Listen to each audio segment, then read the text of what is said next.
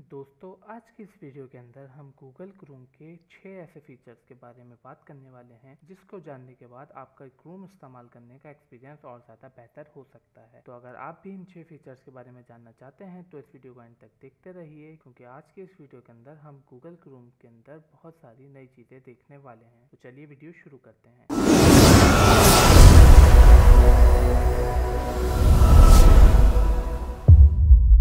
सबसे पहले अगर मैं आपसे बात करूं, अगर आप गूगल क्रोम यूज़ कर रहे हैं तो मे भी ऐसा हो सकता है कि अभी मेरे पास यहाँ पे 6 टैब खुले हों और आपके पास यहाँ पे 6 से ज़्यादा हों, क्योंकि हम जब यूज़ कर रहे होते हैं तो हमारे पास यहाँ पे अक्सर बहुत टैब खुले होते हैं। तो अब अगर हम उस टैब के अंदर से अपना वो टैब ढूंढना है जिसको हम ढूंढना चाह रहे हैं, तो वो हम किस तरह ढूंढेंगे? एक एक करके अगर ढूंढते हैं तो हमें परेशानी होगी। तो हम क्या करेंगे, हम यहाँ पे देखें एक वी सा बटन नजर आ रहा होगा, वी बना हुआ, हम इसके ऊपर क्लिक करेंगे। इसका नाम है सर्च टैब। इस पर आप क्लिक करेंगे तो यहाँ पे वो सारे टैब्स आ रहे हैं जो आपके पास यहाँ पे अभी खुले हुए हैं। और ये देखिए नीचे अगर आप देखेंगे तो रिसेंटली क्लोज टैब आ रहे हैं जो अभी थोड़ी देर पहले आपके पास खुले हुए थे और अब आपने बंद कर दिए हैं। तो यहाँ पे आप अपना कोई भी टैब हो उसको आप यहाँ से सर्च करके ढूंढ सकते हैं। जैसे कि मैं अगर यहाँ से देखता हूँ अपनी वेबसाइट के ऊपर, तो मेरे पास ये 6 टैब खुले हुए हैं। अब इस 6 टैब के अंदर से मुझे जिस आर्टिकल को पढ़ना है मैं उसके ऊपर क्लिक करूंगा और मैं उस टैब के ऊपर आ जाऊंगा। तो ये देखें, इस तरह से हम अपने टैब मूव कर सकते हैं अगर आपके पास बहुत सारे टैब्स खुले हुए हैं। तो ये था हमारा पहला फीचर। इसके बाद हम अपने दूसरे फीचर की तरफ चलते हैं। जैसे कि मिसाल के तौर पे आप किसी वेबसाइट के ऊपर कोई आर्टिकल रीड कर रहे हैं और आप वो आर्टिकल रीड करते करते आपको कहीं जाना पड़ रहा है, तो आप उस आर्टिकल को अगर बंद कर देते हैं तो वो आर्टिकल आपके पास से चला जाएगा। तो उसको दोबारा ढूंढने के लिए आपको परेशानी होगी, जिसके लिए हम क्या कर सकते हैं, गूगल क्रोम का एक नया फीचर है रीडर लिस्ट, उसको हम इनेबल करेंगे। वो किस तरह? देखिए यहाँ पे आपके सामने ये स्क्वायर आइकन आ रही है, इस पर आप क्लिक करेंगे तो ये देखिए यहाँ पे रीडर लिस्ट आ गई है। अब हम इस पर क्लिक करेंगे ऐड करंट टैब। तो ये देखिए हमारा ये वाला जो टैब था इसने इसको अपनी रीडर लिस्ट में ऐड कर लिया है। अब अगर हम क्रोम को यहाँ से बंद करके चले जाते हैं और वापसी आते हैं, अब मैं दोबारा क्रोम को खोलता हूँ तो देखें सारे टैब्स बंद हो गए हैं हमारे पास। लेकिन अगर मैं वो टैब देखना चाहूँ जिसको हमने रीडर लिस्ट में ऐड किया था, तो मैं फिर इस आइकन पे क्लिक करूंगा तो ये देखिए मेरे सामने वही टैब आ गया है जिस टैब को हमने अपने रीडर लिस्ट के अंदर ऐड किया था। अच्छा, अब अगर आप ये रीडर लिस्ट के अंदर से इसको रिमूव करना चाहते हैं तो देखिए आपके सामने यहाँ पे क्लोज का बटन आ रहा है, तो आप इसको यहाँ से डिलीट भी कर सकते हैं। उसके अलावा अगर आप ये चेक करना चाहते हैं, आपके पास बहुत सारे पेजेस हैं कि आपने कौन कौन से रीड कर लिए हैं और कौन कौन से नहीं किए हैं, तो इसके लिए हमारे पास यहाँ पे एक और बटन दिया हुआ है टिक का। इसको अगर आप टिक कर देंगे, मार्क एज रीड, अगर बहुत सारे यहाँ पे पेजेस हैं तो आपको पता लग जाएगा कि ये वाले पेजेस मैंने यहाँ से रीड कर लिए हैं। तो इसको अभी हम अनटिक कर देते हैं और मैं अपनी वही वाली तमाम विंडोज दोबारा खोल लेता हूँ जो यहाँ पे पहले खुली हुई थी। तो ये हमारे सामने वही विंडोज आ गई हैं। अच्छा, रीडर लिस्ट मोड के बाद हमारे पास है एक रीडर मोड। वो क्या करता है? अब जैसे मिसाल के तौर पर मैं अगर इस वेबसाइट के ऊपर आके आर्टिकल रीड करना चाहता हूँ तो यहाँ पे देखें कितने डिस्ट्रैक्शन है। कुछ तो एड्स आ रहे हैं मेरे पास और यहाँ पे साइड पेन आ रहा है, जिसकी वजह से मुझे ये आर्टिकल रीड आउट करने में बहुत ज्यादा कोई अनोइंग लग रहा है। तो अगर हमें इन सब चीजों को खत्म करना है तो हम किस तरह कर सकते हैं? हम क्या करेंगे, हम इस प्लस के आइकन पे क्लिक करेंगे और यहाँ आके हम लिखेंगे क्रोम :// एंड फ्लैग और हम एंटर कर देंगे। तो अब हम यहाँ पे फ्लैग्स के अंदर आ जाएंगे। फ्लैग्स में आने के बाद हम यहाँ पे आके करेंगे रीडर मोड। देखिए यहाँ पे है इनेबल रीडर मोड। अभी ये डिफॉल्ट है, मैं इसको इनेबल कर देता हूँ। इनेबल करने के बाद हम इसको रीलॉन्च करते हैं। अब देखें जब हमने इसको रीलॉन्च किया और हम दोबारा अपने आर्टिकल पे चलते हैं,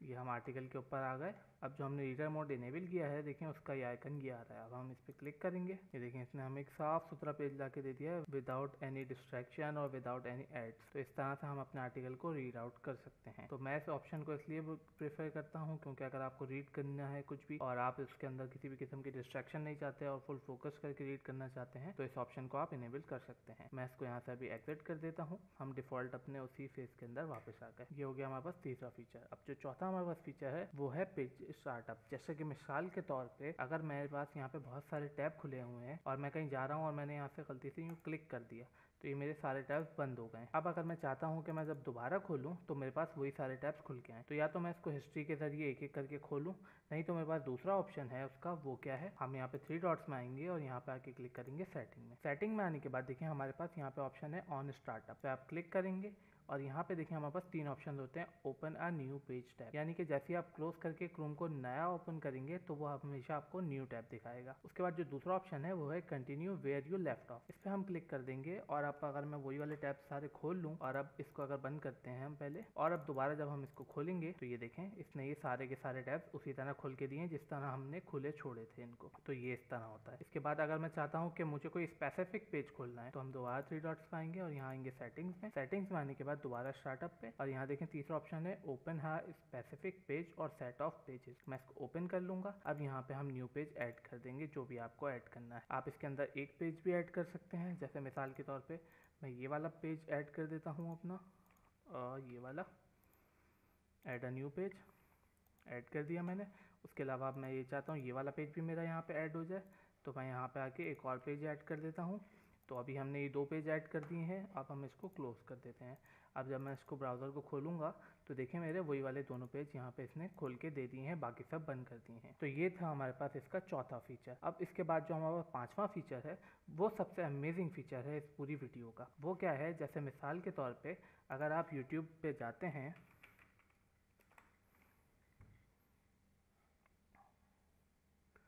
और YouTube पे हम कोई मोटिवेशनल वीडियो या कोई भी हम वीडियो ऐसी लगा लेते हैं अभी,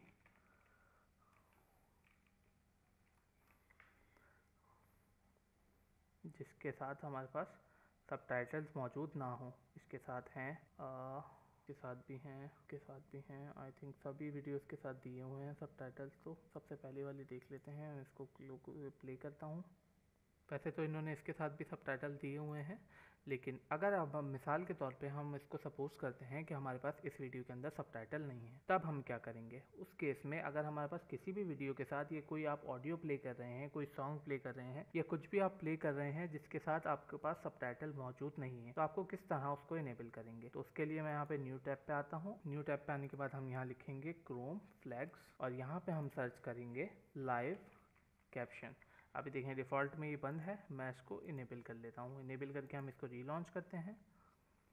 ये हमारा रीलॉन्च हो गया है। उसके बाद एक सेटिंग हमें और करनी होगी। हम इन 3 डॉट्स पे क्लिक करके हम आ जाएंगे सेटिंग्स में।